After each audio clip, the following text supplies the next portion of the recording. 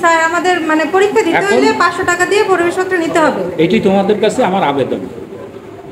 এটা আমাদের কাছে আবেদন। আর যদি আমরা 500 টাকা দিয়ে অ্যাডমিট কার্ড না নিতে পারি, এটা তোমার উইশ। তাহলে এখন সেই ক্ষেত্রে কি করতে পারি? তুমি যদি আমার সাথে যুদ্ধ করতে নামো, যুদ্ধ কন্টিনিউ করতে পারো, সমস্যা নেই। সেকেন্ড ইয়ার, থার্ড ইয়ার তুমি যুদ্ধ করে যেতে পারো, যুদ্ধ করা তোমার অধিকার।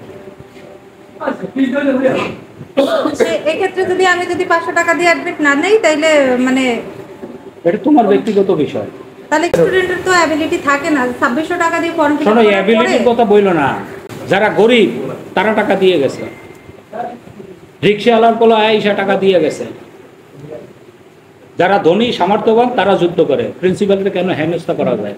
আরে তুমি যে অ্যান্ড্রয়েড ফোনটা ব্যবহার করো, আমি স্টুডেন্ট ছিলাম, ওইটা তো কল্পনাও করতে পারি না। তুমি গরিব হইলে কোন হাত দিয়া? আমি আমার উপর দায় চাপাও, আমার বেতনের টাকা দিয়ে তো বাবা তোমাদের পিছনে আমি খরচ করতাম না। আমার তো সংসার আছে। টিওনোর সম্মানই পাঠাইতে হবে, ডিসির সম্মানই পাঠাইতে হবে, এডিসির সম্মানই পাঠাইতে হবে।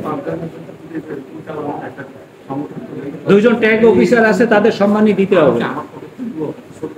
আমি আমার 21 দিনের ট্রেনিং এ নিছে, আমারে দিছে 53,000 টাকা, আমার খরচ হয়েছে 1 লক্ষ টাকা।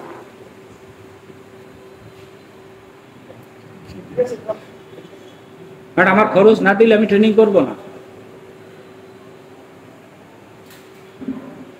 এটি সমঝোতার পথ। তোমরা সমঝোতার পথ বন্ধ করে দিলে তোমরা ক্ষতিগ্রস্ত হবে।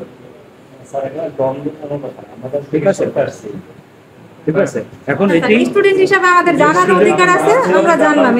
এইটাই তোমাদের কাছ থেকে বলতে পারো, আমি জোর করে নিচ্ছি একরকম আমি জোর করে দুটো টাকা নিচ্ছি তোমাদের কাছ থেকে।